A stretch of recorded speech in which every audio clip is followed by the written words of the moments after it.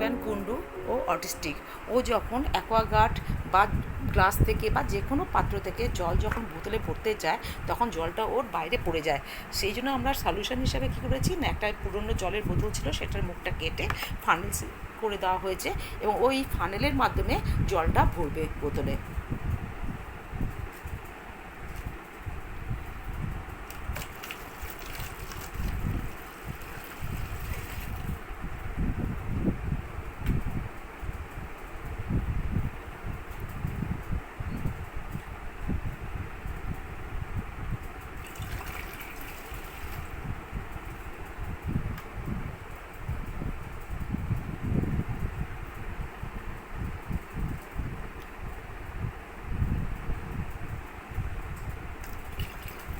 ওই ফানেলের মাধ্যমে জল ভরার পরে জলটা বাইরে না পড়ে বোতলেই পড়লো এবং বোতলটা ভর্তি হয়ে গেল।